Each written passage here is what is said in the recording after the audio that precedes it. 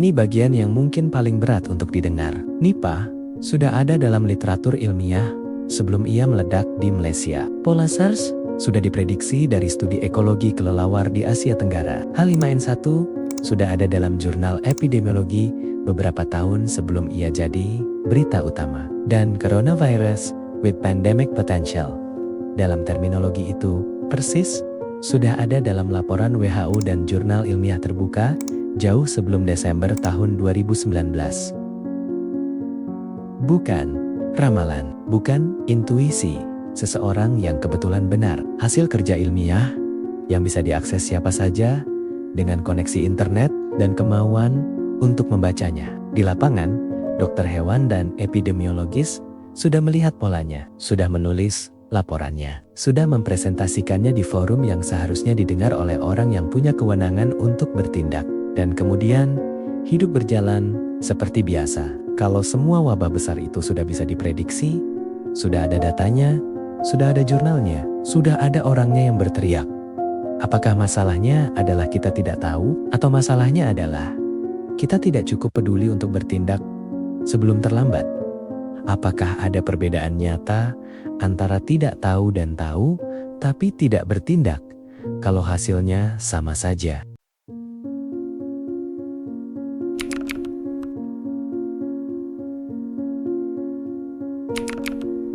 Ada sesuatu yang ironis, secara struktural, dalam cara kita mengelola zoonosis, bukan ironi kecil. Paradoks yang sesungguhnya ada dan terus bekerja sampai hari ini. Vaksinasi massal pada ternak berhasil menekan wabah.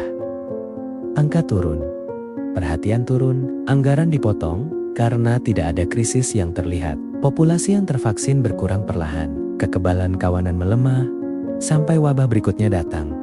Dan kita mulai dari awal lagi. Keberhasilan program pencegahan secara sistematis menghancurkan justifikasi untuk melanjutkan program itu. Ini bukan teori abstrak. Ini yang terjadi berulang kali dengan penyakit mulut dan kuku, brucellosis, flu burung di banyak negara, termasuk di sini. Dan ada paradoks lain yang lebih halus. Negara dengan sistem surveillance yang baik akan lebih sering melaporkan kasus zoonosis. Negara dengan sistem yang lemah akan lebih jarang melaporkan. Bukan karena kasusnya lebih sedikit, tapi karena tidak ada yang mencari dengan serius. Akibatnya, di peta epidemiologi global, negara yang rajin mencari terlihat lebih berbahaya, yang tidak mencari terlihat bersih. Dan karena laporan wabah bisa menghentikan perdagangan ternak, menurunkan harga, mengusir investor, mengganggu ekspor, ada insentif tersembunyi untuk tidak terlalu rajin mencari. Tidak ada yang perlu menginstruksikan ini. Tidak ada konspirasi. Sistem itu sendiri yang menciptakan tekanannya secara organik.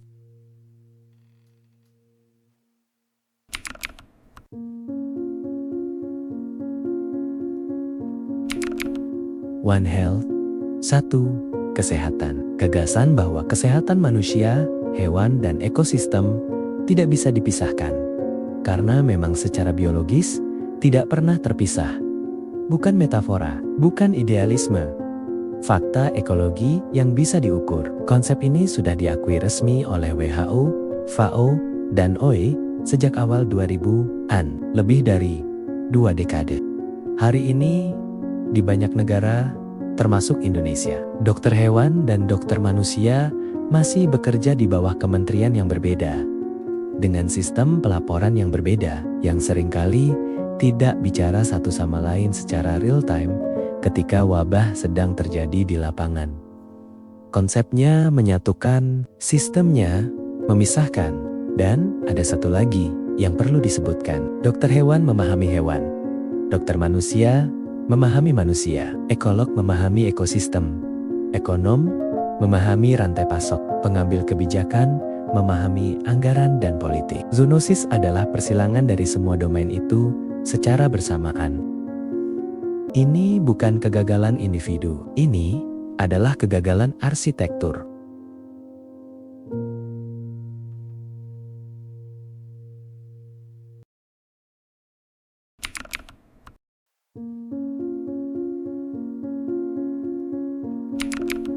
Ini bukan tentang alam yang membalas dendam. Framing itu terlalu dramatis dan tidak akurat secara ilmiah. Ini lebih sederhana dan justru lebih mengganggu.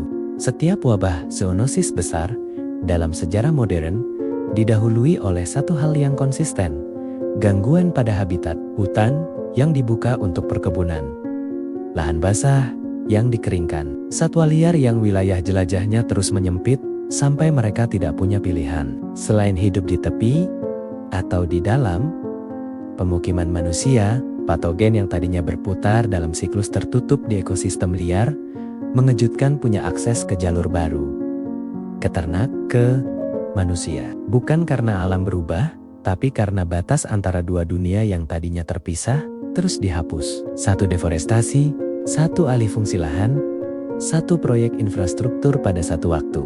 Kelelawar yang membawa nipah tidak pindah ke kebun buahan manusia karena ingin ia kehilangan hutannya. Dalam setiap narasi wabah zoonosis, hewan selalu menjadi sumber masalah yang harus dikendalikan, dimusnahkan, atau diwaspadai. Tapi kalau kita mundur satu langkah, siapa yang pertama kali mengubah ekosistem yang membuat kontak itu mungkin terjadi? Apakah hewan reservoir itu sumber penyakit? Atau saksi dari perubahan yang tidak pernah mereka minta?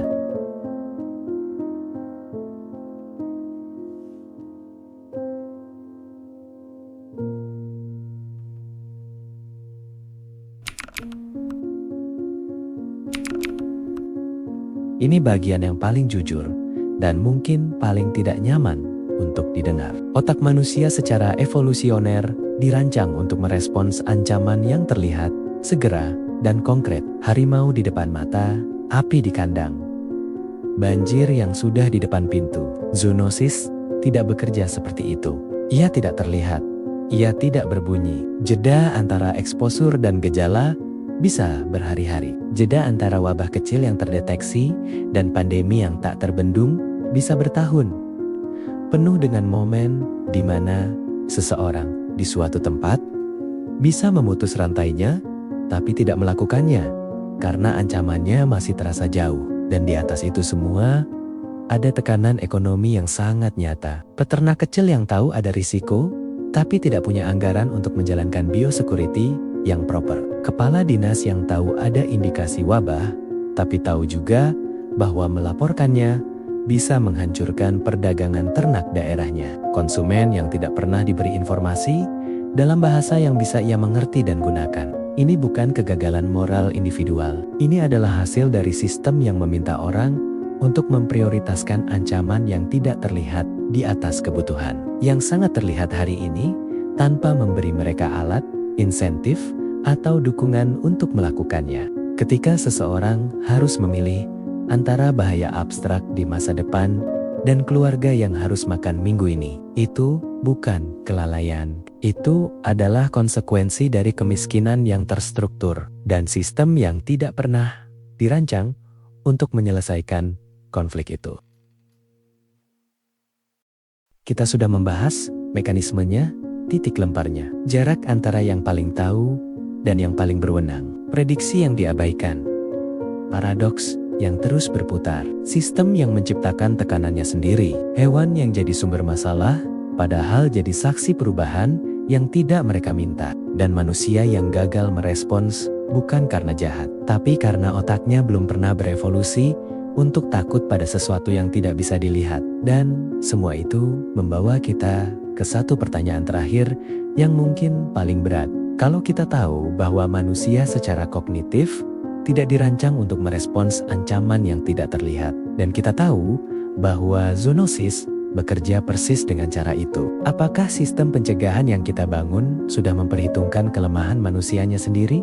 Atau kita terus membangun sistem yang sempurna di atas asumsi bahwa manusia akan selalu bertindak rasional, padahal tidak ada bukti sejarah yang mendukung asumsi itu? Semua yang baru saja kita bahas bukan untuk membuat kamu menyalahkan siapapun.